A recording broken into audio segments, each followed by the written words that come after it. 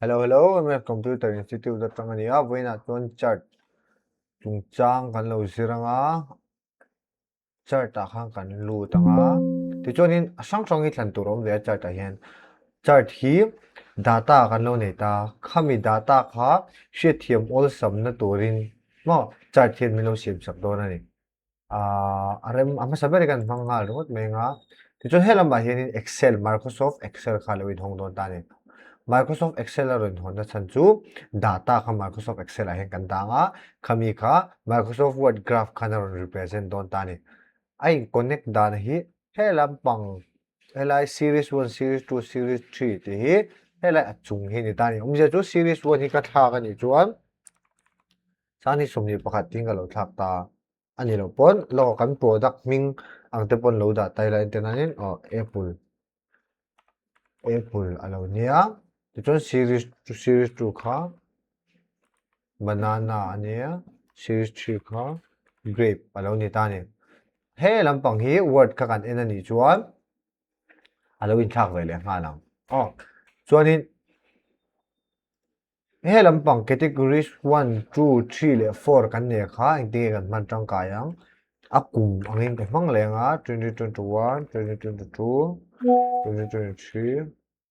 chuan in he ta hian 2024 ani nga ti chuan in kan man dan tur chu a pawl ho hi Apple ani ti kan se to a ti chuan heng hlom te hi kumang khan aron lang ta ni chuan data kan en tarang sani songni pakhat in Apple hi somnga ka lo hral ta ni chuan asang ber dot tu chi ai nang lawa thena chun hemi hi asan zong hi helai automatic in rong kal dona asang ber milzel te pon aron om ve thina tu nei chuan asang ber 15 nia achung chi 60 ang kha automatic in rong kala ti chuan bal hla hi som thum ka hlalanga chuan grape hi som ruk ka lo hral ta ni ti khan hrethiam lo ol sam ta a sani somni pakhata Apple somnga ka hral sani somni pakhata bana bal hla hi som thum ka lo hral ti chuan grape hi som ruk ka hral ti khan ol sam deuh khan en thei ta ti khan aba ka chu kan da tamil khanin kan siam rem tar charanga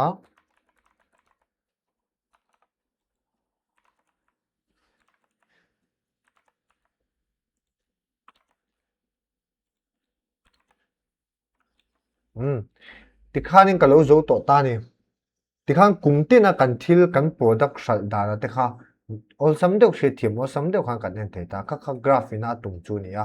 ti chuan helai a hianin amaro chu sangni somni pali nia somni panga somni paru ka lo ngai to ta khatinga khaning tinge kan tiang kan ti chuan lai somni paru ka chunga enter ka me khan automatic in rong kal don ta ni amaro chu automatic kal lo se kan du mo he kan thak danglom chu helai a kilte a hianin helai hianin point a ron oma hemi point a pawl outline ron oma hi a adjust theya hei ka ti te ni chuan hemi a pawl in a hung china piang ka hetai na ron represent anga a hung lo chuan a represent lo ang ti na ni helai hi ka zur chuk le a ti khan ka zur represent tir le ta kan sang ni som ni paruk thleng kha a ron lang ta a data kha chu ti khanin kan ru dan han kan enter lenga khati khan sang sang khan a edit theya kan zo vela hi kan extop anga ti khan kan nei don ani kan graph chu lo me